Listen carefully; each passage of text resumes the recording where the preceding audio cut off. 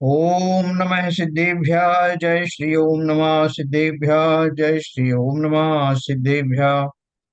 मंगलम भगवान वीरो मंगलम गौतमो गणी मंगलम कुंद कुंदाद्यो जैन धर्मोस्तु मंगलम। सर्व मंगल मांगल्यम सर्व कल्याण कारकम प्रधानम सर्वधर्माणां जैनम जयतु शासनम। जैनम जयतु शासनम जैनम जयतु शासनम। नमे समय साराय स्वानुभूत्या चकाशते चित स्वभावाय भावाय सर्वभावांतरच्छिदे। कुंदकुंदाचार्य द्वारा रचित समय सार नाम का प्रसिद्ध ग्रंथ हम लोग पढ़ रहे हैं, जिसमें हम निश्चय और व्यवहार के बारे में जान रहे हैं। कल हमने बहुत स्पष्टता से इस बात का विश्लेषण किया कि अलग अलग भूमिका में रहने वाले अलग अलग जीवों को, खासतौर से मनुष्यों की बात कर रहे हैं, व्यवहार की और निश्चय की आवश्यकता होती है। तो कल उन्होंने बोला कि निश्चय या शुद्ध नय को पढ़ने और जानने की के लिए तो वही लोग अभी काबिल हुए हैं, योग्य हुए हैं, जो बिल्कुल दरवाजे तक पहुंच गए ना। जैसे कोई हमारे बहुत सारे गेस्ट कोई आने वाले हैं, उनमें से एक तो जो है बिल्कुल दरवाजे पे आके खड़े हो गए, तो अपन उनके लिए दरवाजा खोल देते हैं। लेकिन जो अभी आए ही नहीं है, घर से ही नहीं निकले हैं, उनके लिए दरवाजे खुले रखने की जरूरत नहीं। तो उसी प्रकार से उन्होंने बोला कि व्यवहार में जो अभी निश्चय है कि समकक्ष पहुंचे नहीं है, समीप पहुंचे नहीं है, वहां उनको व्यवहार का ही आश्रय लेना पड़ता है। और कौन कितनी दूर पे खड़ा है, उस हिसाब का व्यवहार उनके जीवन में फलित होता है। लेकिन जो निश्चय के बिल्कुल नजदीक पहुंच गए हैं, को थोड़ा सा ही निश्चय का उपदेश मिलने से उनका कल्याण हो जाता है। तो हमें ये निश्चय करना है कि हम कहाँ खड़े हैं, हमारी भूमिका कहाँ है। उस भूमिका को पहचान कर उससे आगे हमें कहाँ जाना है। जैसे कोई दूसरी क्लास में है, तो उसको तीसरी क्लास में जाना है, तीसरी वाले चौथी वाले को पांचवी में जाना है। लेकिन कोई तीसरी वाला सोचे कि वो पीएचडी कर लेगा, तो नहीं कर सकता। या कोई पीएचडी के बिल्कुल नजदीक पहुंच गया है, वो सोचे कि मैं पहली क्लास में आ जाऊं, तो ये उसको उसको जो है वो अनुकर अनुकरणीय नहीं होगा। तो ठीक उसी प्रकार से अपनी भूमिका का निर्वाह करते हुए आगे भी बढ़ना है। पांचवी क्लास में तो पांचवी में ही पढ़े नहीं रहना है। इसलिए भक्ति आदि के मार्ग में जो जीव वहां तक आगे तक पहुंचे हैं, उससे आगे की भूमिका का निर्धारण भी उन्हें ही करना। तो कल हमने इस आशय की गाथा पढ़ी थी, उससे आगे चलेंगे अपन।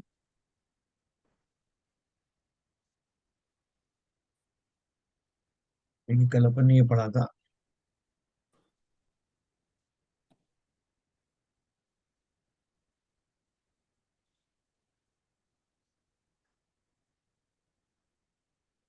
जहां तक यथार्थ ज्ञान श्रद्धान की प्राप्ति रूप सम्यक दर्शन की प्राप्ति नहीं हुई हो, वहां तक तो जिनसे यथार्थ उपदेश मिलता है, ऐसे जिन वचनों को सुनना, है ना, धारण करना, तथा जिन वचनों को कहने वाले श्री जिन गुरु की भक्ति, जिन बिंब के दर्शन इत्यादि व्यवहार मार्ग में प्रवृत्त होना प्रयोजनवान है। और जिन्हें श्रद्धान ज्ञान तो हुआ है, किंतु साक्षात प्राप्ति नहीं हुई है, उन्हें पूर्व कथित कार्य परद्रव्य का आलम्बन छोड़ने रूप अनुव्रत महाव्रत का ग्रहण, समिति गुप्ति और पंच परमेष्ठी का ध्यान रूप प्रवर्तन, तथा उसी प्रकार प्रवर्तन करने वालों की संगति एवं विशेष जानने के लिए शास्त्रों का अभ्यास करना इत्यादि व्यवहार मार्ग में स्वयं प्रवर्तन करना और दूसरों को प्रवर्तन कराना, ऐसे व्यवहार नय का उपदेश अंगीकार करना प्रयोजनवान है ना। हम तो यही कर रहे हैं ना, और हम यही कर रहे हैं। हमें अपनी व्यवहार की भूमिका, अपनी भूमिका पता होने के कारण हम वहीं से आगे बढ़। और ऐसे ही लोगों की संगति में रहना। देखो अपना जीवन कितना बचा है। कोई अगर जवान भी है, नौजवान भी है, तो ज्यादा से ज्यादा जो है 100 साल की आयु होगी। तो 100 साल तो बहुत कम, विरले ही होते हैं। तो ज्यादा से ज्यादा 85 साल। अब उसमें से कितने साल बचपन के निकल गए, कितने जवानी के निकल गए, कितना धन कमाने में चले गए, कितनी रातें सोने में व्यतीत हो गई, कितना खाने पीने में चला गया, कितना सा समय बचा।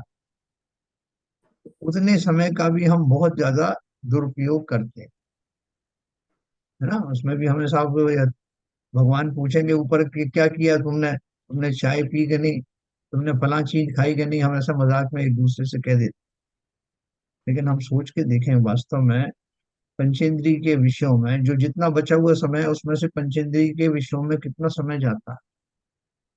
तो रह गया हमारे घंटे, 2 घंटे, 4 घंटे। उनमें ही हम किंचित जो है धर्म का साधन कर लेते हैं। वो भी कोई बहुत उत्साह पूर्वक नहीं करते, ये ऐसे रूटीन करते हैं। जो सुबह उठे हैं साहब तो मंदिर जाएंगे और वहां पे दर्शन करेंगे और पूजन करेंगे, चले आएंगे फिर वापस अपनी गृहस्थी में। क्योंकि हम उन चीजों को पार्ट टाइम समझते हैं। मुख्य काम तो हमारा दूसरा ही है ना। तो यहाँ जिनेन्द्र देव कह रहे हैं कि भैया मुख्य काम तुम्हारा जो है उसको पहचानो, उसमें तुम्हारा मैक्सिमम समय जाना चाहिए। और ऐसे लोग जो उस तरह के कार्यक्रमों में, कार्य प्रणाली में जिनकी आस्था है और जिनका टाइम टेबल ऐसा ही चलता है, ऐसे लोगों की संगति करो। हम जहाँ खड़े, जिस भूमिका में खड़े हैं उसको पहचानो। मुख्य काम हमारा वो है अपना अगला पैकेज बनाने का। ये पैकेज तो गया। तो इसलिए उन्होंने कहा उसी प्रकार प्रवर्तन करने वालों की संगति एवं विशेष जानने के लिए शास्त्रों का अभ्यास करना इत्यादि व्यवहार मार्ग में स्वयं प्रवर्तन करना और दूसरों को प्रवर्तन कराना, ऐसे व्यवहार नय का उपदेश अंगीकार करना प्रयोजनवान है। व्यवहार को कथनचित असत्यार्थ कहा गया है, किंतु यदि कोई उसे सर्वथा असत्यार्थ जानकर छोड़ दे तो वह शुभोपयोग रूप व्यवहार को ही छोड़ देगा और उसे शुद्धोपयोग की साक्षात प्राप्ति तो हुई नहीं है।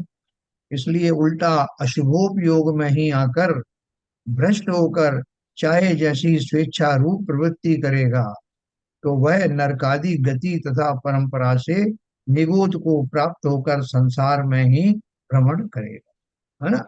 हम अभी जो है वो शुद्ध नय में पहुंचे नहीं है। और किंचित थोड़ा सा शुभोपयोग का कार्यक्रम चल रहा था, किसी ने कह दिया हमसे कि भैया इस सब में क्या रखा है, ये पूजन पाठ ये वो जो सब तुम कर रहे हैं स्वाध्याय वगैरह, इनमें क्या हो रहा है, कुछ नहीं हो रहा। तो तुम तो क्या करें साहब, बोले महाव्रत पालन करो। अब महाव्रत तो हमारे पालन करने का सामर्थ्य है नहीं। सप्तम गुण स्थान की सुदृढ़ चिंतन ध्यान करना अभी हमें आया नहीं इसी भूमिका में। तो अब जो कुछ हम कर रहे थे उसको भी कोई अगर छुड़ा दे या हम छोड़ दें तो सिर्फ पाप ही बचता है। तो हम सर, उसमें शामिल। मैं ये यहाँ एक प्रश्न पूछना चाहता था। हाँ। मुझे दो चार कई लोग निश्चयवादी मिले हैं हाँ। और वो समय सार का ही अध्ययन करते हैं। हाँ। और वो हमेशा रिकमेंड करते हैं, अरे पूजा पाठ क्रिया में इन आलम्बनों में क्या रखा है, हाँ। इसको क्यों करते हो, आप तो आत्मा का ध्यान लगाओ। तो वो क्या पढ़ते हैं समय सार, क्या करते आप हैं? सही एक कह रहे हो। समय सार में इस गाथा के अंदर इतना स्पष्ट रूप से रिकमेंड किया गया है कि जब तक इनका आलम्बन नहीं लोगे तब तक आप उस रास्ते पे नहीं चल सकते। तो वो तो एकदम ब्लंटली इतने अपोजिंग करते हुए, मजाक बनाते हुए कहते हैं, अरे इन क्रियाओं में क्या रखा है, हाँ। ये पूजन भक्ति क्या करते हो, ये स्वाध्याय क्या करते हो, मतलब ये सब क्रियाएं क्यों करते हो। तो ये इस तरह का विरोधाभास क्यों होता है, क्या क्या कारण है इसका कुछ? इसका देखो, ये जो आपने न केवल समय सार में ऐसा लिखा है, नहीं बल्कि वो, अपन। हाँ मैं मैं बता तो रहा हूँ। देखिए समय सार का मैंने उदाहरण इसलिए लिया, बाकी ग्रंथों में तो लिखा ही हुआ है। भूषमार्ग प्रकाश भी पढ़ा, ज्ञानावरण हाँ। भी पढ़ा, हमने सारे ग्रंथ पढ़े, और भी ग्रंथों में होगा, लिखा होगा, मगर वो तो स्पेसिफिकली उनकी कंसंट्रेशन, उनका जो उपयोग है केवल समय सार में ही लगता है। हाँ। समय सार का ही अध्ययन करते हैं वो, इसलिए मेरे को ये प्रश्न उठा। नहीं, वो देखो उन्होंने, टोडरमल जी ने लिखा है ना उसमें, निश्चयभाषी हाँ। जो शब्द लिखा, आप अगर उसको दोबारा से पढ़ेंगे तो निश्चयभाषी इन्हीं ऐसे ही जीवों के बारे में है, जी। जिन्हें आत्मा का स्वरूप भली प्रकार तो पता है नहीं, हम्म। और अपनी वर्तमान दशा का भी ख्याल नहीं कि हम कहाँ खड़े हैं। हम्म। लेकिन एकमात्र उनको ये सुन करके कि द्रव्यानि योग या शुद्ध नहीं ही हमारे मोक्ष को पहुंचाने में सहायक होगा, इसको मान करके अपनी भूमिका को भूल जाते हैं कि हम खड़े कहाँ ये वो बात सही है, आप जो कह रहे हैं। मुझपार प्रकाशक में पंडित उन्नति ने सही निश्चयवासियों की परिभाषा दी है, बताया है। हाँ। नहीं, मेरा मेरा यहाँ कंपैरिजन इससे है कि वो समय सार को पढ़ते हुए ही वो इस तरह की बात करते हैं। अगर समय सार नहीं पढ़ते होंगे तो बात अलग है, कोई और ग्रंथ बनते होंगे। जबकि इस गाथा में इसको स्पष्ट रूप से इसको इतना स्ट्रेस किया हुआ है। देखो इसमें भी किया है, बिल्कुल सही कह रहे हो आप। और जो निश्चयवासी और व्यवहाराभासी की जो परिभाषा दी है, क्या उसको ये निश्चयवासियों ने नहीं पढ़ा होगा? बिल्कुल पढ़ा होगा। जिन्होंने कितनी बार उसका अध्ययन किया है, इसका उनको बहुत गर्व है कि हमने हम्म, साहब 19 बार जो है मोक्ष मार्ग प्रकाशक पढ़ा, तो पढ़ा क्या तुम? वही तो कह रहा हूँ। तो ऐसे ऐसे एकांतवादी बहुत सारे लोग हैं जो निश्चय नय को भी शर्मिंदा करते हैं, क्योंकि निश्चय नय का वास्तविक स्वरूप जाना नहीं, और ये व्यवहार में खड़े हुए हैं उस अपनी भूमिका को पहचाना नहीं। वो तो कहीं के भी नहीं है सर। हाँ, इसीलिए उन्होंने लिखा है ऐसे लोगों से सावधान रहना।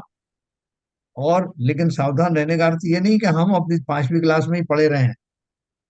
वो जो व्यवहार की बात कही, हम देखो हम में से काफी लोग ऐसे हैं जो, जैसे इस गाथा को पढ़ करके जो समझदार है वो तो समझ जाएंगे कि हमको जो है व्यवहार में भी आगे बढ़ना है।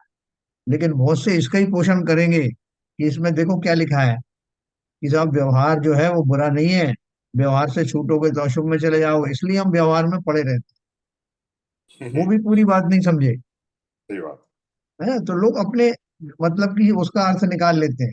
जो निश्चय न्याय वाले हैं वो इसको पढ़ लेंगे, देखो साहब उसमें ऊपर लिखा ना कि निश्चय न्याय के बिना कल्याण होगा नहीं, व्यवहार न्याय तो अभूतार्थ है, ये इसमें तो लिखा है। और जिन्हें जो है वो व्यवहार में ही पड़े रहना है, वो इसमें से ये निकालेंगे, देखो साहब इसमें लिखा है कि व्यवहार बहुत उपयोगी है, कि हमारी भूमिका में है ना साहब, तो इसलिए हम करते हैं। लेकिन उससे आगे नहीं बढ़ना है। आगे बढ़ने वाला दोनों नयों का अर्थ समझेगा कि मैं अपनी भूमिका में कहाँ खड़ा हूं, उससे आगे बढ़ना है। व्यवहार मुझे एक ना एक दिन छोड़ना ही है, और निश्चय नय जिसमें मुझे जाना है उसका स्वरूप मुझे आज ही समझना है। तो वो ये दोनों को साथ लेकर के चल नहीं पाते। देखो आगे की गाथा में यही बात लिखी है जो आपने कहा। क्या लिखा है उन्होंने? इसलिए इसलिए शुद्ध नय का विषय जो साक्षात शुद्ध आत्मा है, उसकी प्राप्ति जब तक ना हो तब तक व्यवहार भी प्रयोजनवान है। बहुत बढ़िया। व्यवहार नय ही नहीं लिखा, व्यवहार नय ही प्रयोजनवान नहीं लिखा, व्यवहार नय भी प्रयोजनवान है, ऐसा शाद्वाद मत में श्री गुरुओं का उपदेश है ना? एक मार्ग है, उसको आगे जाकर के दो उसके रास्ते हो जाते हैं। तो जब जब तक वो दो रास्तों पे नहीं आ रहा है, तब तक वो एक कॉमन रास्ते पे चलता है। आगे जाकर के डाइवर्शन है, भाई साहब एक दिल्ली जा रहा है, एक बम्बई जा रहा है, आपको कहाँ जाना है, वहां मुड़ जाएगी। तो अभी जो हमारी जो भूमिका चल रही है वो कैसी चल रही है? तो कॉमन वाली चल रही है कि हमको व्यवहार और निश्चय का एक कॉमन रास्ता है, वहां से चलना है। और आगे जा करके मैं ये जानूं कि अब मुझे इस आलम्बन की आवश्यकता नहीं है, तो मैं शुद्ध नय की तरफ मुड़ सकता हूँ।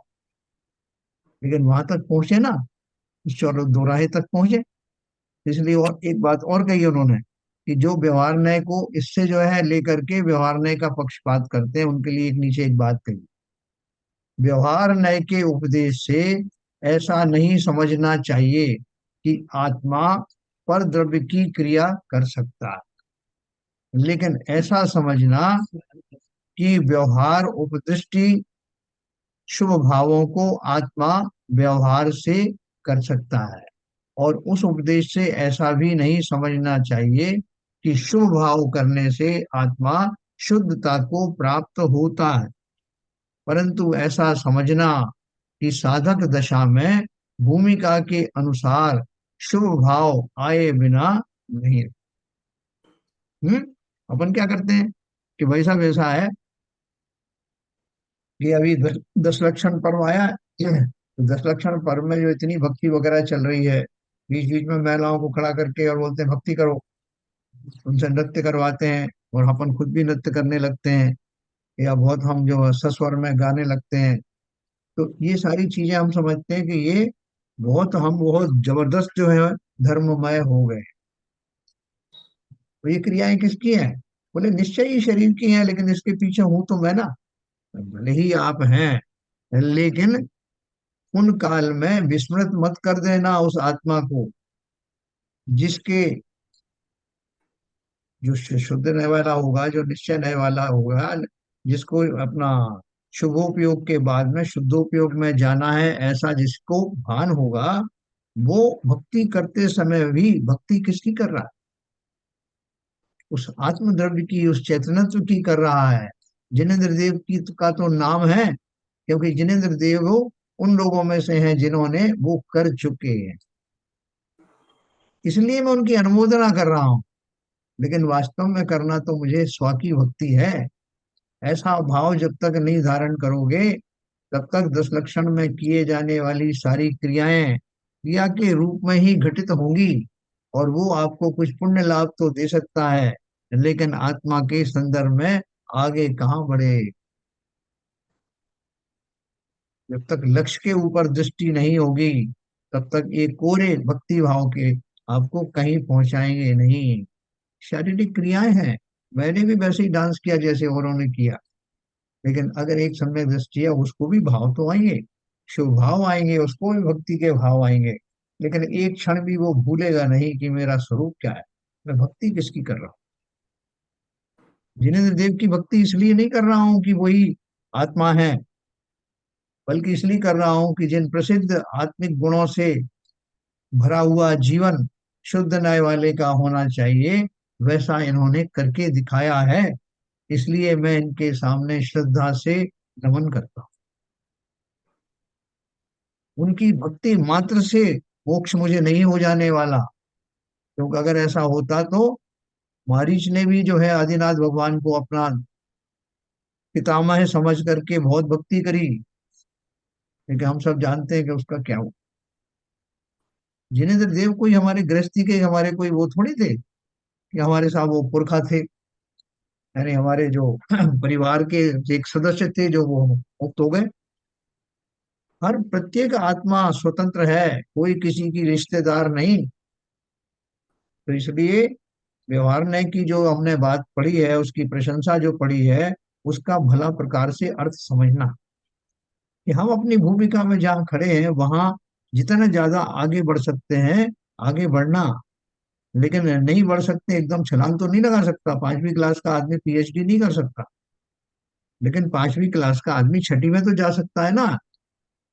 या 5वीं में ही आनंदित हो साहब, मुझे बार बार क्लास बदलना अच्छा नहीं लगता, मैं पिछले 5 साल से 5वीं में ही पढ़ा हूँ, मुझे यही अच्छा लगता। इसलिए दोनों बातों को बैलेंस करना, अपनी वर्तमान भूमिका को देखना, वर्तमान भूमिका में आगे बढ़ना, लेकिन लक्ष्य तो वही रखना ना। हम मंदिर की सीढ़ियां चढ़ रहे हैं, तो सीढ़ियां चढ़ते हुए जो हर एक एक स्टेप उठा रहा हूँ, वो हर स्टेप मंदिर में प्रवेश होने के लिए आगे बढ़ा रही है। कोई वहीं खड़ा हो जाए इसी सीढ़ी पे, साहब मुझे तो यही अच्छा लग रहा है, तो आगे बढ़ेगा क्या वो? पैर, अगर पैर फिसल गया तो और नीचे चला जाए। इसलिए दोनों ही, ना तो व्यवहार को स्ट्रेस देने की आवश्यकता है, और ना इस भूमिका में डायरेक्ट शुद्ध नय की प्राप्ति हो जाएगी, ऐसा भ्रम पालना है। तो बहुत बीच में विशेष ध्यान रखना कि हम उस पंथ में चले गए या इस पंथ में चले गए, लेकिन असली पंथ तो हमने जाना नहीं। तो देखो आगे इसको और बहुत अच्छे से समझाया। देखो ये हमारी दशा है, जिसमें हमें इस तरह का जो उपदेश मिल रहा है ना, हमें किसी भी तरह के भ्रम से बचाएगा। हम दोनों में से किसी नए का पक्षपात नहीं करेंगे, दोनों को साधते हुए जाए।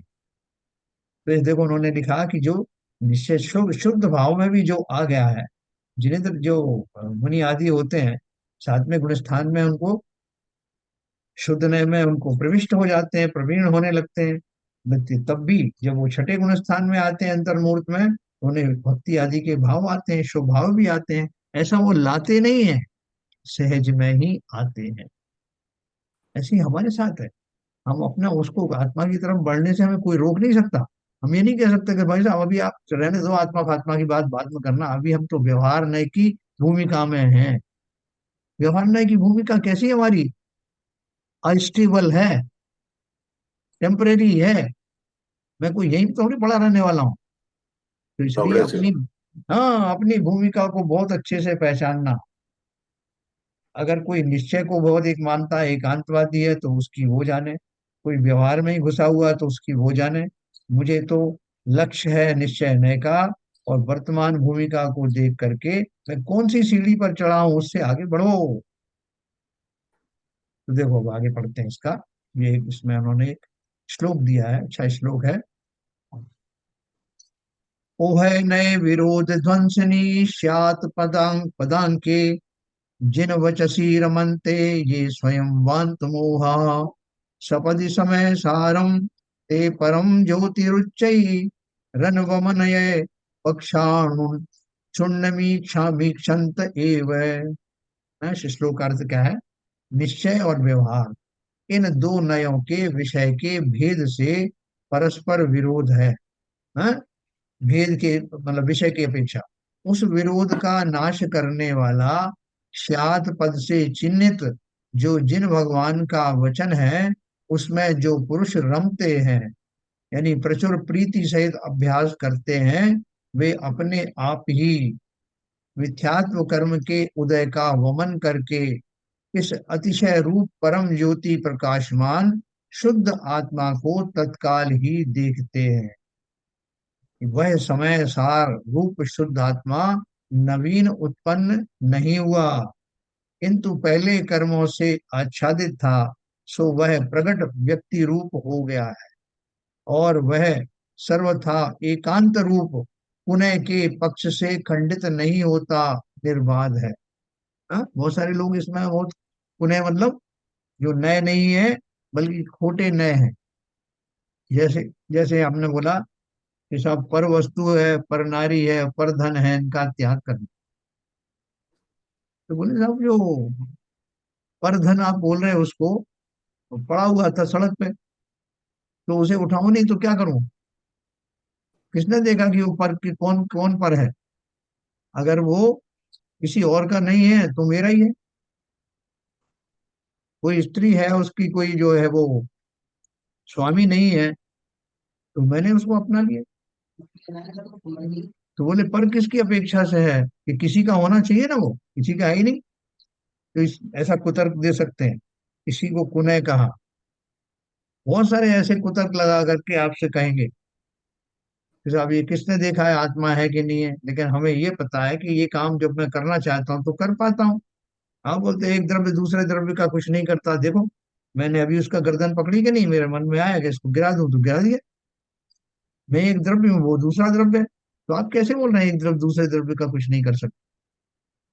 ऐसे बहुत सारे तर्क हैं, खोटे तर्क हैं, जो उसकी तह तक नहीं समझ पाए कि द्रव्य का अर्थ क्या, करने का अर्थ क्या, योग्यता का अर्थ क्या, निमित्त का अर्थ क्या।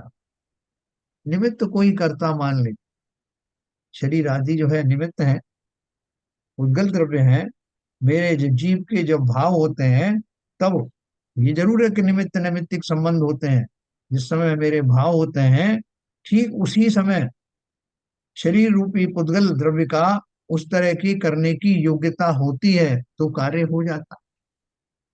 लेकिन कोई पैरालिटिक अटैक वाला हो, वो भी सोचे कि मैं सामने वाले को थप्पड़ मार दूं, तो मार सकता है क्या? मैं सोचूं कि मैंने अभी का भोजन किया है और जल्दी से हजम हो जाए, तो सामने जो पकवानों का ढेर लगा है उनका स्वाद ले लूं, मेरे चाहने से शरीर हजम कर लेगा? नहीं।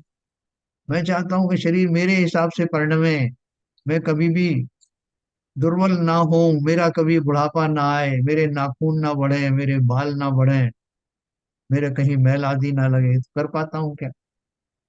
जब हम गहराई से देखते हैं तब हम वहां हाथ खड़े कर देते हैं, साहब ये हमारे हाथ में नहीं। क्या है तुम्हारे हाथ में? तो वो भी नहीं है जिसे तुम समझ रहे थे तुम्हारे हाथ में।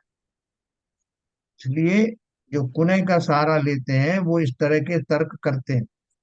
जिनवाणी में उन नयों का बहुत अच्छे से विवरण दिया है कि कौन सी बात किस अपेक्षा से कही गई है। उस अपेक्षा को समझ करके और उसको जो व्यवहार रूप से जो उसका अर्थ है वो समझना। जैसे किसी ने जो किसी प्रिंस को कह दिया कि हे राजन, तो लोग देखने वाले चले गए, अच्छा ये तो वो तो इनकी वो चापलूसी कर रहा है, वो तो राजकुमार है इनको राजन कह रहा है। भैया किस अपेक्षा से कहा जा सकता है? क्योंकि वो अभी राजा बनने वाला, उस अपेक्षा से बहुत सारा व्यवहार चलता है ना। जैसे मैंने आपको वो बेटी के हाथ पीले करने की बात कही, तो हाथ पीले करने का अर्थ थोड़ी कि हाथ में हल्दी लग गई तो शादी हो गई। लेकिन वो चूंकि रस्म पहले की जाती है, इस अपेक्षा से उन्होंने कहा। ऐसे कितने ही व्यवहार में दूर दूर तक बातें हैं का भली प्रकार से अर्थ समझना, नयों का समझना बहुत कार्यकारी है। कभी समय मिलेगा तो अपन वो आलाप पद्धति जो मंदिर में पढ़ी थी शायद बहन जी ने, वो आपको यहाँ अपन पढ़ेंगे। तो फिर भी बीच बीच में मैं आपको ये नयों के बारे में बताता रहूंगा। तो अभी यहाँ देखो क्या लिखा है कि वह सर्वथा एकांत रूप पुनः के पक्ष से खंडित नहीं होता, निर्बाध है। देखो उसका भावार्थ समझ। जिन वचन यानी जिनवाणी शादवाद रूप है, जहाँ दो नयों के विषय का विरोध है। जैसे कि जो सत रूप होता है वह असत रूप नहीं होता। संसार में ये एक प्रसिद्ध चीज है कि कोई आदमी अगर झूठा है तो वो सच्चा कभी होगा ही नहीं। सब कहेंगे तो वहां झूठा है। लेकिन हम बोलेंगे, हम सिद्ध कर देंगे कि वो सर्वथा झूठा नहीं होता। वही व्यक्ति सच्चा भी होता है। कब होता है? जब उसे भूख लगी होगी तो क्या क्या कहेगा? वो झूठ थोड़ी बोलेगा कि साहब मुझे भूख नहीं लगी। या उसको कहीं जो है हाजत होगी, टॉयलेट जाना होगा, तो ये बोलेगा ना कि मुझे जाना। सर्वदा झूठ बोलेगा तो काम चलेगा ही नहीं। तो जिनवाणी में बहुत अच्छे से ये बात समझाई। जिन वचन स्यादवाद रूप है, जहाँ दो नयों के विषय का विरोध है। जैसे कि जो सतरूप होता है वह असत रूप नहीं होता, जो एक होता है वह अनेक नहीं होता। तो साहब ये एक भी है अनेक भी है, क्या बात कर रहे हो? एक बात पर रहो ना। जो नित्य होता है वह अनित्य नहीं होता। कहाँ जनरल जो मान्यता है उसकी बात कर रहे हैं। जो नित्य होता है वो अनित्य नहीं होता। जो वेद रूप होता है वो अवेद रूप नहीं होता। जो शुद्ध होता है वो अशुद्ध नहीं होता। इत्यादि नयों के विषयों में विरोध है। वहां जिन वचन कथनचित विवक्षा से सत असत रूप, एक अनेक रूप, नित्य अनित्य रूप, भेद अभेद रूप, शुद्ध अशुद्ध रूप जिस प्रकार विद्यमान वस्तु है उसी प्रकार कहकर विरोध मिटा देता है, असत की कल्पना नहीं करता है। कैसे कर देता है? कि आपने बोला कि साहब ये पंखा चलता है क्या? किसी मैकेनिक के पास में अपना पंखा ठीक करवाने गए और आपने उसको बोला कि भैया ये पंखा लाया हूँ ठीक करने, बोले ये चलता है क्या? तो भले ही हम उसको तो व्यवहार में से जो भी कहना हो कहेंगे, लेकिन हम जानते हैं कि पंखा वो चलता भी है और नहीं भी चलता। उससे कह दोगे तो वो तो कंफ्यूज हो जाएगा कि यार तुम क्या कह रहे हो। तो भैया ये पंखा चलता भी है और नहीं भी चलता। तो वो बोले कैसे चलता और कैसे नहीं चलता? तो आप अपने बहुत सारे उसमें नए लगेंगे। जैसे आप जब इसको बिजली का जो करंट देते हैं तो चलता है, और नहीं देते तो नहीं चलता। तो वो बोलेगा कि ये तो बहुत साधारण बात है, ये तो आपको भी मालूम होना चाहिए कि ये ऐसे नहीं चलता और ऐसे चलता है। बोले नहीं और भी दूसरी चीजें हैं। तो वो ज्ञानी को किसी को समझाएगा कि देखो ये चलता कैसे है। ऐसे घूमता है, उसको चलना कहते हैं। लेकिन ऐसे नहीं चलता जैसे हम और आप चलते हैं। तो इस अपेक्षा से नहीं चलता। फिर और अगर ये खराब हो जाए तो नहीं चलता। तो ये सब जो बहुत सारी दशाएं हैं जो नए में आती हैं, और मैं खाली इतना कह दूं उसको कि भैया ये चलता भी है नहीं भी चलता, तो वो कंफ्यूज हो जाएगा, वो सोचेगा ये अच्छा पागल आदमी। लेकिन जो ज्ञानी है वो सभी वस्तु स्थिति में इसी तरह का भाव धारण करते हैं। वो जानते हैं आत्मा के बारे में बोलो कि जीव नित्य है कि अनित्य है। बोले साहब जीव तो नित्य है, हमने अभी कल ही पढ़ा था कि आत्मा हमेशा रहती है, कभी मरती नहीं है। सारी पूजन में लिखा, आपको नहीं मालूम ये सब बात? तो वो बोला कि भैया ये तुम बोल रहे हो कि ये नित्य है, ये बगल में बैठा हुआ है ये बोल रहा है कि अनित्य है ना। बौद्ध बौद्ध आदि तो सबको अनित्य ही बोलते हैं। तो वो कहाँ भ्रमित हो गए? बोले भ्रमित इसलिए हो गए कि दोनों नयों का ज्ञान नहीं था कि आत्मा नित्य है। किस अपेक्षा से है कि वो कभी उसका संसार से कभी उसका अस्तित्व नष्ट नहीं होता। और अनित्य इसलिए है कि वो पर्याय बदलता रहता है। तो पर्यायों की अपेक्षा से अनित्य है, लेकिन अपने शुद्ध नय के हिसाब से, अपने अस्तित्व नय के हिसाब से वो सदा काल रहता है। तो हो गई दोनों की बात सर, कि जो कह रहा था कि अनित्य है, ये कह रहा था नित्य, हम दोनों का झगड़ा मिटा दिया। इस तरह बहुत सारी चीजें हैं संसार में कि किस अपेक्षा से नित्य है, किस अपेक्षा से अनित्य है। पर्याय की अपेक्षा से अनित्य है और ध्रुव स्वभाव की अपेक्षा से नित्य है। हर एक वस्तु के, मैंने आपको एक उदाहरण दिया कि कोई व्यक्ति झूठा है तो सदा काल झूठा नहीं बोलेगा, अब ये बहुत झूठा है, ये कभी सच बोलता ही नहीं। नहीं भैया, ये कभी कभी सच भी बोलता है। वो कब बोलता है? वो जब इसको जो नेचुरल अर्जेस होती हैं, भूख आदि लगती है, कुछ और चीजें होती हैं, सत्य बोलता है। तो इसलिए यहाँ जो नयों की जो बात है ना, ये बहुत अच्छी तरह से लागू करना, अपन अभी बीच में पढ़ेंगे इसको हमारे प्रैक्टिकल जीवन में कैसे लागू करना। तो जहाँ दो नयों का विरोधाभास, बोल रहे हैं जिन वचन द्रव्यार्थिक और पर्यायार्थिक दोनों नयों में प्रयोजनवश शुद्ध द्रव्यार्थिक नय को मुख्य करके उसे निश्चय कहते हैं। द्रव्य की अपेक्षा अगर हम कोई बात करें तो वो द्रव्यार्थिक नय कहलाता है, और वो हमेशा सच्ची बात कहता है।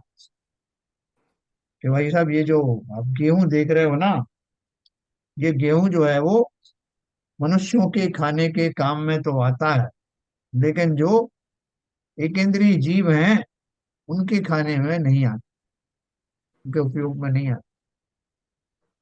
तो आप क्या कहोगे? हाँ बिल्कुल साहब, हमने देखा है ऐसा, मनुष्य ही खाते हैं, ज्यादा से ज्यादा बड़े पशु हैं वो खाते हैं। एक इंद्रिय जीव कैसे खा सकते हैं? तो एक इंद्रिय जीव में वायरस होते हैं, बैक्टीरियाज होते हैं, वो सब उनमें हो जाते हैं, और उनका वो पान ही तो करने आते हैं। एक मच्छर आपके शरीर को काटता है तो वो क्या करने आता है? वो अपने भोजन प्राप्त करता है। तो आप अगर गहराई से देखेंगे तो हर एक वस्तुओं में से वो चीज निकाल लाएंगे कि जो साधारणतः हमारे स्टेटमेंट में नहीं आती, हम उसका विरोध करते हैं। सामान्य रूप से भी आप देखोगे, पर्यायों की अपेक्षा से कोई मूर्ख है, कोई बुद्धिमान है, कोई ऐसा, क्या आत्माएं ऐसी होती है क्या? एक आत्मा बुद्धिमान है, एक आत्मा मूर्ख है? पर्याय की अपेक्षा से है। और वही मूर्ख व्यक्ति कालिदास जैसा महापंडित विद्वान भी बन जाता है। तो इसलिए कैसे कहें, कोई व्यक्ति सदा काल एक जैसा थोड़ी रहता है।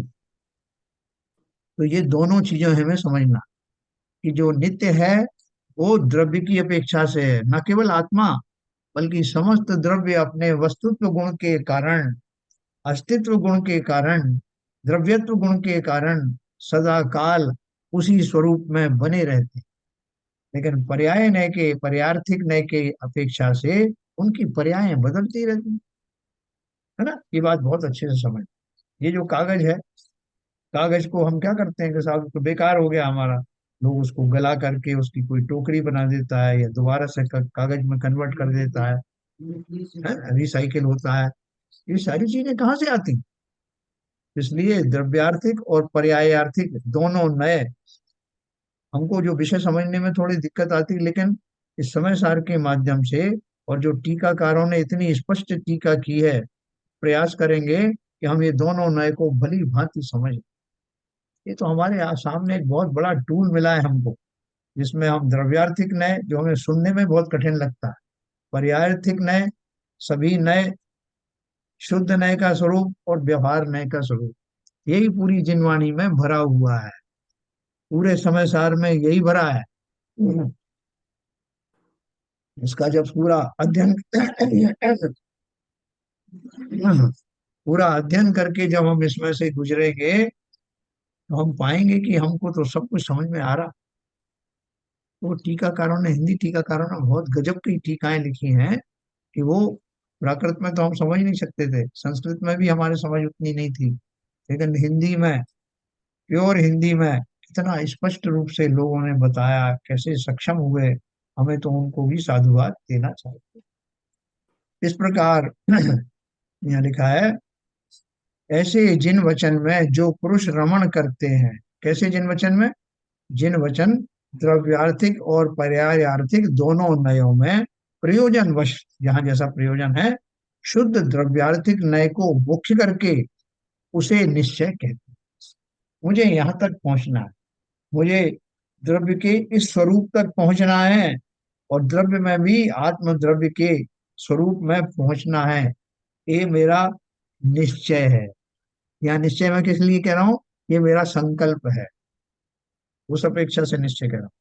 और वस्तु निश्चित है, जैसी ही है वैसी ही है, ये निश्चय है।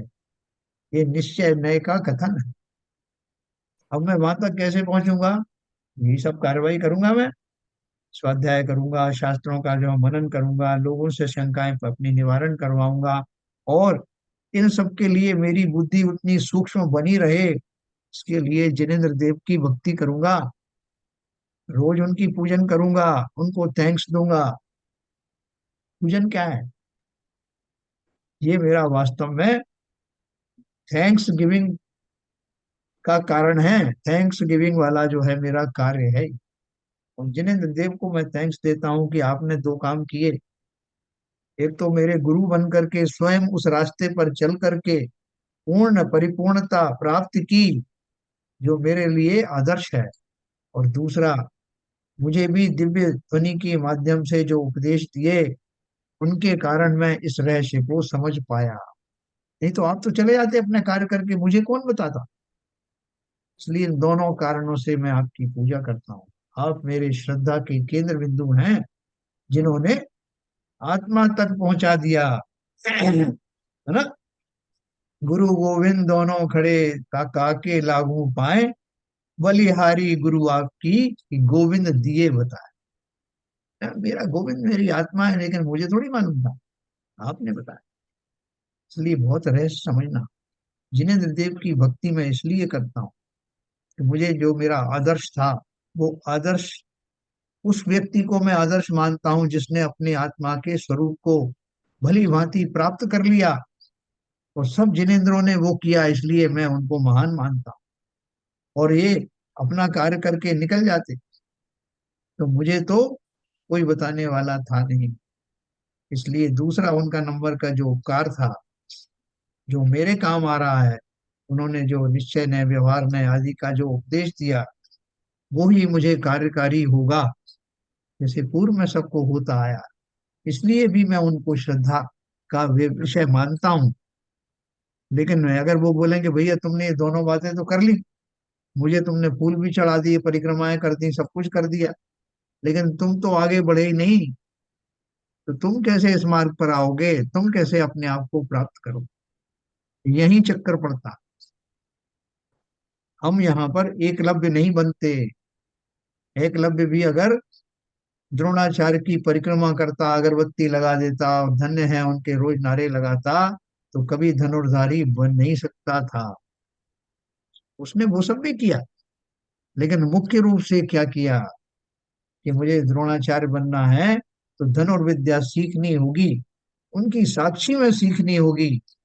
उनका प्रेरणा पीछे से मेरे सहारा दे गई कि एक व्यक्ति ऐसा भी यहाँ तक पहुंच सकता है, तो मैं क्यों नहीं। वो मेरे इसलिए आदर्श बने, उस एकलव्य के आदर्श बने। इसलिए अंगूठा होने समाप्त हो जाने के बाद भी उसकी धनुर्धारीपन समाप्त नहीं। तो इस रहस्य को समझना। जिनेन्द्र देव की पूजा आदि मैं क्यों करता हूँ? आगे बढ़ने के लिए करता हूँ, पीछे जाने के लिए करता हूँ, या वहीं खड़े रहने के लिए करता हूँ? इसमें हमारा रहस्य छिपा हुआ है कि वर्तमान में मैं, मुझे करना क्या है। तो इसलिए उन्होंने कहा, ऐसे जिन वचन में जो पुरुष रमण करते हैं, वे इस शुद्ध आत्मा को यथार्थ प्राप्त कर लेते हैं।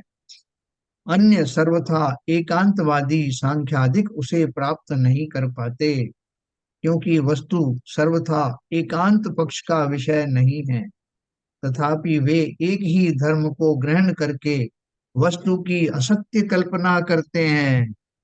ना तो व्यवहारभाषी सही है, ना ही निश्चयाभाषी सही है, ना ही उभयाभाषी सही है। सही तो वो है जिसने इन सब का मर्म समझ लिया। तो एक ही धर्म को ग्रहण करके वस्तु की असत्य कल्पना करते हैं, जो असत्यार्थ है, बाधा सहित है, मिथ्या दृष्टि है। इस प्रकार इन 12 गाथाओं में पीठिका ये भूमिका के रूप में बताई गई है। अभी तो ये ट्रेलर चल रहा है ना। अभी जो है मुख्य पिक्चर तो आनी बाकी है। एक श्लोक हम और पढ़ेंगे। व्यवहरणन्नय स्याद्यद्यपि प्राक्द्रव्या मिहि निहित पदानां हन्तस्तावलम्बः तदपि परमर्थम चिच् चमत्कार मात्रम पर विरहित मंतः पश्यताम नैष किंचित। अब आचार्य शुद्ध नय को प्रदान करके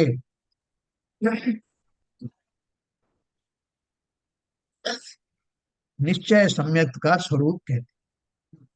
देखो, इसमें जो भूमिका में हमने पढ़ा, व्यवहार की बात कही कि व्यवहार भी सर्वथा असत्यार्थ नहीं है। वो इसलिए कहा कि हमको हिम्मत दें कि भैया तुम जहाँ खड़े हो, कोई ऊट पटांग जगह पे नहीं खड़े हो।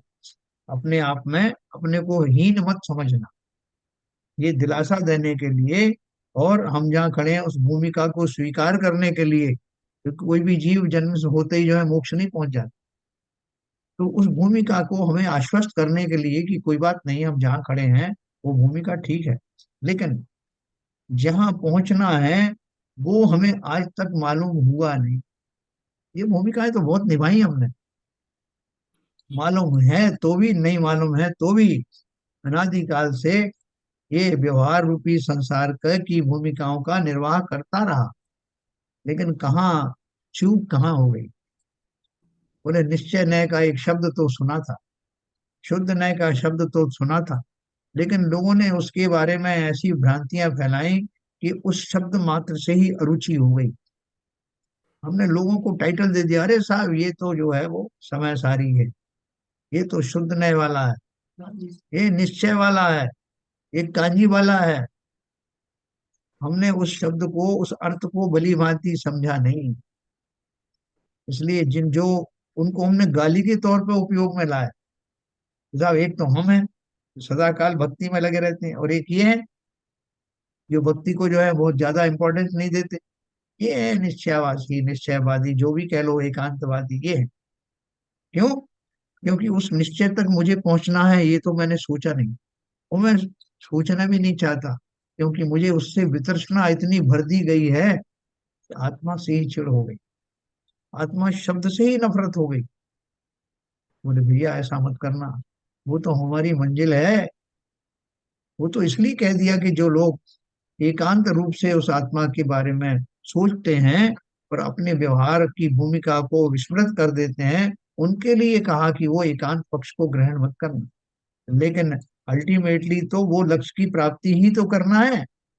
ये सारे पंच परमागम, समय सार, नियम सार, प्रवचन सार, अष्टपाउड़ और पंचास्तिका है, ये सब यही तो बताने वाले। क्योंकि हमने वो मैंने शुरू में ही पढ़ा था कि अनादिकाल से जीवों ने भोगादि की कथा अनंतों बार सुनी, लेकिन जो नहीं सुनी वो इसलिए नहीं सुनी कि मुझे लोगों ने बीच बीच में कह दिया कि इसकी कोई जरूरत नहीं, खाओ पियो मजे करो। बोले साहब वो तो देखो आत्मा के बारे में, उनकी छोड़ो आत्मा की बात। उनको हमने मुमुक्षु कह दिया। क्यों? क्योंकि हमें मोक्ष जाना नहीं। तो सारे अच्छे अच्छे जो टाइटल दूसरों के हिस्से में डाल दिए, भैया इनको ही ले जाओ, इन्हीं को भेज दो, हम तो यही मस्त हैं। तो आचार्य समझा रहे हैं कि भैया ये तो भूमिका थी, अब आपको बताते हैं कि हमारा परम उद्देश्य क्या है, परम लक्ष्य क्या है। अब उस शुद्ध नय को गाली मत समझना, उस शुद्ध नय की अवहेलना मत करना, शुद्ध नय का उपदेश देने वालों को उनकी क्या भूमिका है, उनकी क्या अंडरस्टैंडिंग है, हमें कोई मतलब नहीं। लेकिन हम अपने शुद्ध भाव को लेकर के हृदय में उस अनमोल गाथा को भली भांति समझेंगे, जिसके बिना जीव मुक्त होता नहीं। अब आचार्य शुद्ध नय को प्रदान करके निश्चय सम्यक्त का स्वरूप कहते। अशुद्ध नय की यानी व्यवहार नय की प्रधानता में जीवादि तत्वों के श्रद्धान को सम्यक तो कहा है। सम्यक इसको कहा है, देखो, व्यवहार नय की, अशुद्ध नय की प्रधानता में जीवादि तत्वों के श्रद्धान को सम्यक्त कहा है। यानी हम सब अभी व्यवहार से भरे हुए हैं, अशुद्ध नय यानी पर्याय से अशुद्ध है, राग आदि से भरे हुए हैं। उनकी मौजूदगी में भी अगर मेरा श्रद्धान सम्यक हो गया, जीवादि तत्वों को भली भांति समझ गया, तो मैं सम्यक का धारी हो गया।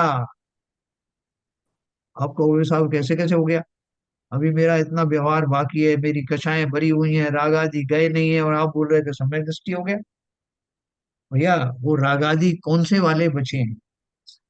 अनंतानुबंधी तो चले गए। किसके? जो सम्यक दृष्टि है ना। अपन ये सब बात समझेंगे बहुत प्रकार से। तो बोल रहे हैं अशुद्ध ने व्यवहार ने की प्रधानता में जीवादि तत्वों के श्रद्धान को सम्यक्त कहा है, जबकि यहाँ उन जीवादि तत्वों को शुद्ध नय के द्वारा जानने से सम्यक्त होता है, यह कहते हैं। वाह। हैं? पर नीचे की भूमिका हम कह देते हैं, भाई साहब जो मंदिर आ गया एक बार, वो सम्यक दृष्टि है। जिसने जो है एक लोटा जो है जल चढ़ा दिया प्रतिमा पर, वो सम्यक दृष्टि है। तो बहुत सारे लोग तो बिना इसका आशय समझे ही कह देते हैं, क्योंकि किसी से सुना तो उन्होंने भी वो वचन कह दी। लेकिन इसके पीछे का रहस्य समझना, कि जिसने वास्तव में श्रद्धा युक्त होकर के उन जिनेन्द्र देव की महिमा जानी, कैसे अनंत गुणों के धारी, जिन्होंने उसके अपने भव को पराकाष्ठा पर पहुंचा दिया, जिन्होंने उन गुणों को साक्षात प्रकट कर लिया, जो मैंने अभी ठीक से सुने भी नहीं है, वो मेरे श्रद्धेय हैं, आदरणीय हैं, और उनका बहुमान करने के लिए ये मैं कलश डाल रहा। ऐसा जिन्होंने सोच करके ये बात कही है कि जिसने श्रद्धा से एक कलश भी डाल दिया वो सम्यक दृष्टि है, इस अपेक्षा से कहा। लेकिन हम उसका अर्थ दूसरा निकाल लेते हैं। तो भाई साहब इसमें तो ऐसा लिखा था ना, आ जाओ भाई सब लोग आज सम्यक दृष्टि बनते ना। भाव को समझना। वो बोल रहे हैं कि इसमें बोला जीवादि तत्वों के श्रद्धान को समेत कहा, लेकिन वो जीवादि तत्व का श्रद्धान क्या है, वो समझने का समय आ गया। कि बोल रहे हैं यहाँ उन जीवादि तत्वों को शुद्ध नय के द्वारा जानने से सम्यक्त होता है, यह कहते हैं। टीकाकार इसकी सूचना रूप 3 श्लोक कहते हैं। उनमें से प्रथम श्लोक में यह कहते हैं कि व्यवहार नय को कथनचित प्रयोजनवान कहा, तथापि वह कुछ वस्तुभूत नहीं है। किसी ने कहा कि भैया ये जो है आपको, ये जो बस है ना, ये आपको दिल्ली पहुंचा देगा, ये ट्रेन आपको वहां पहुंचा देगी। क्यों? कथन सुन लिया मैंने, लेकिन मैं पहुंच गया क्या दिल्ली? बोले भैया वो तो कथन तभी प्रयोजन भूत होता जब उसका अर्थ समझ करके मैं उस दिशा में कार्य करता। मैं ठान लेता कि हाँ ठीक है, ये बस जा रही है ना, मैं इसका टिकट ले लूंगा, मैं बैठ गया और मुझे वहां जाना है। जब तक वहां पहुंच गया तभी वो वचन कार्यकारी हुए। नहीं तो बहुत सारे बोलते हैं साहब, यहाँ बस स्टैंड पर लिखा रहता है यहाँ से यहाँ की बस जाती है, वहां से वहां की जाती है, ये इतने घंटे लेती, तो वो तो उस कथन से मुझे कुछ लाभ हुआ नहीं ना। लेकिन उसका लाभ भी हुआ जब मैं उसके ऊपर अनुसरण करता हूँ। इसलिए उन्होंने कहा कि व्यवहार नय को कथनचित प्रयोजनवान कहा। नहीं, थोड़ा तो प्रयोजनवान है। मैं भक्ति आदि करता हूँ, व्रत नियम संयम जो भी मेरे भूमिका में है वो करता हूँ। किस लिए करता हूँ? वो किस लिए बताया गया? कि उस भूमिका को धारण करने से मेरा चित्त निर्मल होता, मेरी बुद्धि शुद्ध होती है, और तब शुद्ध समय समय सार समझ में आती है। इसके लिए कहा। तो ये बोल रहे हैं कि वो जो जो कुछ भी व्यवहार ने को से कहा गया है, वो थोड़ा तो आपको लाभ देगा, लेकिन वही मेरा लक्ष्य नहीं है। हाँ? जो व्यवहार न है वह इस पहली पदवी में जब तक शुद्ध स्वरूप की प्राप्ति नहीं हो जाती, तब तक जिन्होंने अपना पैर रखा है, ऐसे पुरुषों को अरे रे हस्तावलंबन तुल्य कहा है। तथापि चित चमत्कार मात्रम पर विरहितम, जो पुरुष चैतन्य चमत्कार मात्र पर द्रव्य भावों से रहित परम अर्थ को अंतरंग में अवलोकन करते हैं, उसकी श्रद्धा करते हैं तथा उस रूप लीन होकर चारित्र भाव को प्राप्त होते हैं, उन्हें यह व्यवहार नए कुछ भी प्रयोजनवान नहीं। बिल्कुल। है ना? देखो, अभी ये इसमें क्या लिखा है, सीढ़ी, अगली सीढ़ी चढ़ने के लिए मैंने एक पैर ऊपर उठाया, तो तब तक नीचे की सीढ़ी पे पैर रखा रहा ना। अगर मैंने सोचा कि भाई ऊपर तो पहुंच नहीं है, नीचे से भी पैर हटा लो, तो कहाँ पहुंचूंगा? नीचे आ जाओ। हाँ। तो इसलिए जब तक ऊपर की श्रेणी में मजबूती से पैर ना जम जाए, तब तक नीचे की भूमिका मत छोड़ देना। और ये बहुत बढ़िया चीज अपन पढ़ने जा रहे हैं कि व्यवहार में प्रयोजनवान कब तक है, कब है। कि हम इसी भ्रम में, साहब रोज तो पूजन कर रहे हैं, आप क्या मुझे बता रहे हो? अरे आगे क्यों बढ़ नहीं है, बढ़ रहे हो? पूजन करना तो मना थोड़ी किया था, लेकिन किस लिए पूजन करना था? जिसकी पूजन कर रहे हो उसे समझे क्या? बोले समझ नहीं गए साहब, ये तो बहुत टाइम पड़ा, जल्दी क्यों कर रहे हो? पर्याय का कोई ठिकाना नहीं भैया। बाकी सब चीजों में, अरे साहब वो वहां से एक ऑर्डर आया, अगर मैंने बिल नहीं भरा तो इतना पैसा चला जाएगा और फलाना हो जाएगा, उसके लिए मैं कितना अलर्ट हूँ। लेकिन मेरी पर्याय अगले क्षण ही छूट जाएगी, इसकी कोई चिंता नहीं। इतना अनोखा संगम, इतना श्रेष्ठ कुल आदि की प्राप्ति, जिनवाणी का सानिध्य, ये सब एक पल में छूट जाएगा। इसलिए दयानंद राय जी कहते हैं, एक घड़ी मत विसरो करो नित, आओ जम मुख बीच में। तो अपन आज यही समाप्त करेंगे। कल अपन देखो निश्चय समेत का स्वरूप पढ़ेंगे। अभी ये सब इसका भूमिकाएं चल रही इसका हैं। आपने वो कहा था, वो श्लोक नहीं पढ़ा था। श्लोक ये वाला था पढ़ा ना, ये वाला जो व्यवहार में है वह, यद्यपि ये श्लोक था ना, श्लोक नंबर 5, अच्छा। है ना? और इसकी गाथा कौन सी थी? एक गाथा, एक ही गाथा के दो श्लोक थे, है ओके ओके, समझ। ना? 12। देखो इसके ऊपर टाइटल आया पूर्व रंग। पूर्व रंग का अर्थ क्या है? ये बैकग्राउंड है, ये अच्छा। इंट्रोडक्शन है। और इसके बाद में अब ग्रंथ शुरू होगा, अभी भी ये पूर्व रंग काफी दूर तक चलेगा, जिससे हमारी बेस मजबूत होगी। और उसके बाद जब अगले अध्याय आएंगे, कर्ता कर्म अधिकार और दूसरे अधिकार जो आएंगे, तो आप कहोगे खजाना खुल गया। इतनी गहराई में है आत्मा की बात, जो हमने आज तक उसकी विषय वस्तु ही समझी नहीं। तो बहुत आनंद आपको आएगा। मुझे तो ये टीकाकार बहुत अच्छे लग रहे हैं कि जिन्होंने कितना सावधानी के साथ एक एक शब्द से वो बात कहने का प्रयास किया जो कुंद कुंद स्वामी ने महसूस किया और अपने प्राकृत भाषा में कथन किया। तो इस प्रकार देखो, देखा ना, इस प्रकार इन 12 गाथाओं में पीठिका यानी भूमिका है। उसके बाद में हमने जो ये श्लोक पढ़ा, और इस श्लोक की भूमिका लिख करके अब क्या बोल रहे हैं, अब निश्चय सम्यक का स्वरूप कहते हैं। ये अपन कल पढ़ेंगे। सबको समझ में आ रहा है कि नहीं आ रहा है? भाई कुछ पूछना हो तो पूछ सकते हैं। ललित जी का कुछ भाव हुआ? हाँ बोलिए। नहीं नहीं, समझ में आ ठीक रहा है। है। सर समझ में तो सब आ रहा है, लेकिन बहुत सारी चीजें जो मतलब अभी मतलब वैसे तो समझ में आ रहा है, जी। लेकिन जो आप नए करके थोड़ा बाकी शास्त्र पढ़े तो समझ में बड़ा मुश्किल है। मतलब शास्त्र हम पढ़े ना तो नहीं समझ सकते इसको, बिल्कुल नहीं। जब उदाहरण देके समझाती हो ना, जी। तो थोड़ी बात समझ में आ जाती है वो। तो उदाहरण का आप जरा जरा ज्यादा यूज करें उसमें, क्योंकि तो फटाक से समझ में बात आती है। बात समझ में आई तभी कही जाएगी जब वो उसमें से कुछ अंश व्यवहार में आ जाए, वाह, हाँ, तो अदरवाइज तो बहुत कोई बढ़िया, बात समझी नहीं है। बहुत बढ़िया। ये भी इस नए से इनकी बात सही है। हाँ, सही है, सही है। है ना? समझ में आ गया, ये भी सही है कि भाई वो उसका मर्म, उसका अर्थ समझ गया, ये भी एक समझ है। लेकिन उसका भाव भाषण नहीं हुआ, ये भी सही है। ये देखो, शब्दों का समझना और मर्म का समझना, ये दोनों ही अलग अलग चीजें हैं सर। वाह, ठीक है। तो देखो और कौन है जिसको समझ में आया है अच्छी तरह से, और बताओ भाई, सरिता जी, कुछ समझ में आ रहा है कि हमारा ऐसे ही जा रहा है विकार?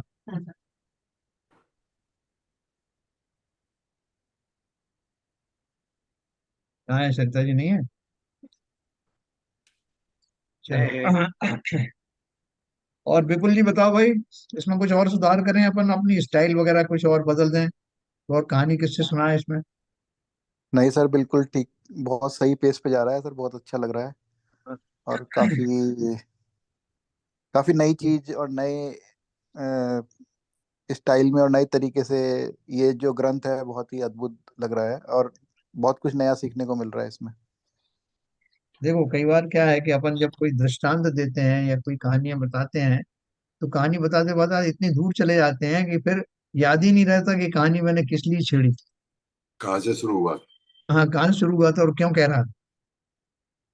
तो उससे बचने के लिए दृष्टांत भी बिल्कुल शार्ट में हूँ, फोकस्ड हूँ, और तत्काल ही उसके ऊपर दृष्टांत में आ जाएं कि किसके लिए ये बात कही गई। ऐसा मेरा प्रयास रहता है।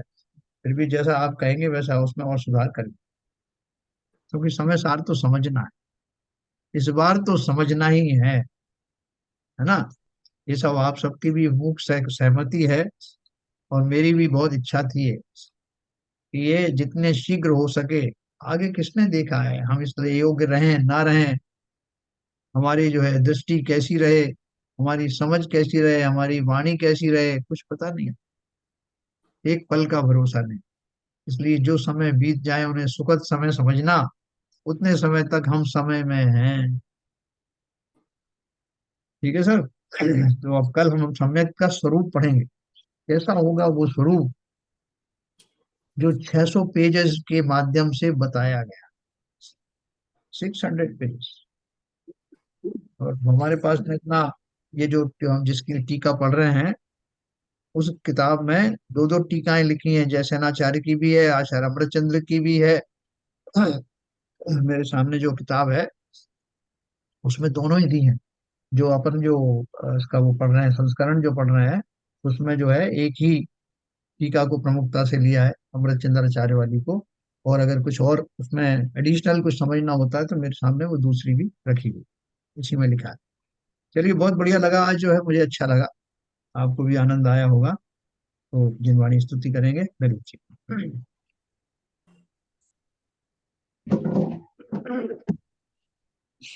नित्यतम नाश वे को ज्ञान के प्रकाश वे को आप पर भास वे को भानु सी बखानी है। जय हो द्रव्य जान वे को बंध वेधि भान वे को स्वपर पिछान वे को परम प्रमाणी है। अनुभव बताए वे को जीव के जताए वे को काहू न सताए वे को भव्य और आनी है। जहाँ तहाँ तार वे को पार के उतार वे को सुख विस्तार वे को यही जिन वाणी है। हे जिनवाणी भारती तो जपू दिन रैन, जो तेरी शरणा गए सो पावे सुख सैन।